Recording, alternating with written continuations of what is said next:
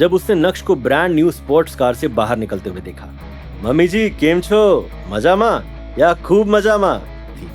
नक्श, ये तुम ही हो ना? मम्मी आ तू कई कर रही छे? मैं आ गया। अरे वो मेरे बॉस की कार है, आज मैं छुट्टी पर हूँ तो उन्होंने मुझे अपनी कार दे दी। ओह, तो ये तुम्हारे बॉस की कार है। मुझे लगा कि तुम सक्सेसफुल इंसान बन गए, लेकिन ऐसे सौभाग्य कहाँ जावेरी खानदान के। अनिका, ये तो वाकई में यूजलेस है। बी प्रैक्टिकल, इससे कुछ नहीं होने वाला।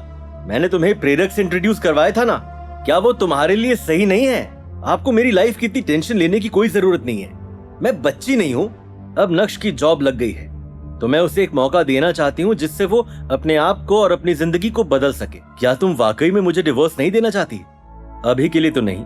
डिवोर्स दूंगी या नहीं दूंगी ये सब कुछ तुम्हारे परफॉर्मेंस पर डिपेंड करता है, अनिका ने शांत रहते हुए कहा।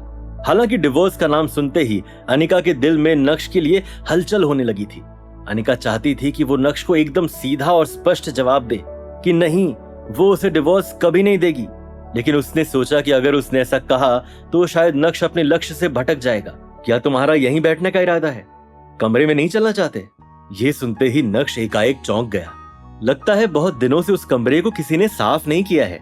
जैसे ही नक्श कमरे में घुसा उसने देखा कि कमरे का तो बुरा हाल हो गया है। तुरंत ही नक्श ने कमरे का सफाई अभियान शुरू कर डाला था।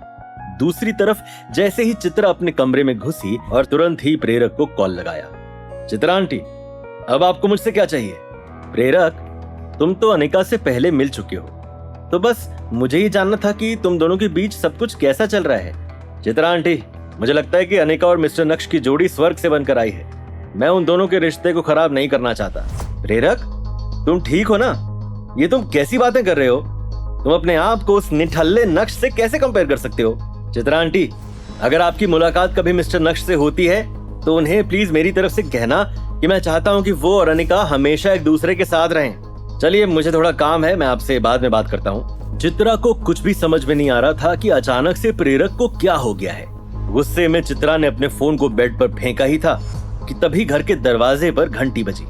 दरवाजा खोलते ही चित्रा ने देखा कि बाहर प्राची खड़ी थी। अरे प्राची, तुम आओ आओ। अनिका, प्राची आई है।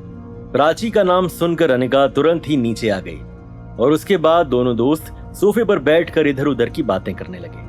कुछ समय बाद अचानक से चित्रा ने चिल्लाते हुए कहा, नक्श, ऊपर क्या कर रहे हो? जल्दी से नीचे आओ। क्या जीजू घर पर है? वो आज सुबह ही आया है। अभी प्राची मन ही मन कोई बहाना ढूंढ ही रही थी जिससे वो यहां से निकल सके कि तभी नक्श के कदम सीढ़ियों से नीचे की तरफ बढ़ने लगे। जब नक्श ने प्राची को देखा तो उसके चेहरे पर एक स्माइल आ गई। अब क्या इधर ही खड़े रहोगे? दिख नहीं रहा कि घर में मेहमान आए हैं? जल्दी से प्राची के लिए चाय बनाओ। जीजू, आपको इतनी तकलीफ करने की कोई जरूरत नहीं है, मैं घर से चाय पीकर आई हूँ। प्राची, तुम्हें आज हो क्या गया है? मुझे ऐसे क्यों लग रहा है जैसे तुम्हारे साथ कुछ गड़बड़ है? अरे नहीं, ऐसा कुछ भी नहीं है। वो बस मैं कल रात को थोड़ा लेट सोई, इसलिए थोड़ा सर भारी हो गया है, इसलिए मैं चाय पीकर ही आई थी। ठीक है, तो जाओ और प्राची के लिए थोड़े फ्रूट्स कट कर दो। चित्रा आंटी, उसकी कोई जरूरत नहीं है, मेरा गला बहुत खराब है। मैं एक काम तो भूल ही गई। चल अनिका, मुझे जाना होगा। अरे क्या हो गया, आज इतनी जल्दी जा रही हो? हाँ, वो मुझे अचानक से काम याद आ गया है। अगर आज वो काम नहीं किया तो आलोक फिर से गुस्सा हो जाएंगे।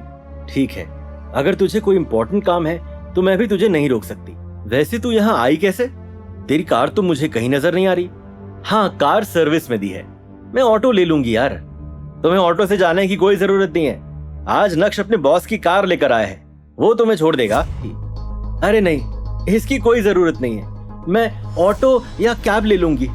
ज्यादा टाइम वेस्ट मत करो, तुम्हें जरूरी काम है ना। चलो चलते हैं। प्राची ने अपना सर नीचे झुकाया और चुपचाप नक्श के पीछे पीछे चल पड़ी। नक्श ने अपनी नई स्पोर्ट्स कार स्टार्ट की और 10 मिनट के अंदर अंदर वो कार सड़क पर दौड़ने लगी। तुम मुझे यहीं उतार दो, मैं ऑटो या कैब ले लूंगी। क्या क्या कहा तुमने? क्या तुम भूल गई उस दिन जो कुछ भी हुआ था? नहीं जीजू, बहुत बढ़िया। तुम्हें नर्वस होने की जरूरत नहीं है, क्योंकि अब मैं उस घर से बाहर आ ही गया हूं तो तुम्हें तुम्हारी मंजिल तक छोड़ दूंगा। कोई बड़ी बात नहीं है। थैंक यू जीजू। प्राची कुछ ज्यादा ही शाय फील कर रही थी। आज सूरत शहर में कुछ ज्यादा ही ट्रैफिक था। अभी नक्श की कार एक ट्रैफिक सिग्नल पर हरी बत्ती का इंतजार कर ही रही थी कि तभी अचानक से उसे एक आवाज सुनाई दी। नक्श, क्या बात है, स्पोर्ट्स कार? लगता है कि तुम्हारी लाइफ काफी बदल गई है, करोड़ों रुपए की स्पोर्ट्स कार चला रहे हो। ये बोलते हुए मैम्बो अंकल का ध्यान प्राची की ओर गया। ओह, मुझे लगा कि तुम अमीर हो गए, लेकिन तुमने तो अपने लिए एक अमीर लड़की ढूंढ ली। वैसे लड़की बहुत ही खूबसूरत है, नाम क्या है? तुम्हें उसका नाम जानकर क्या करना है? ओ भाई, अपना काम करो ना। क्या मैम्बो अंकल की इसका पहले जैसा होगा अंजाम?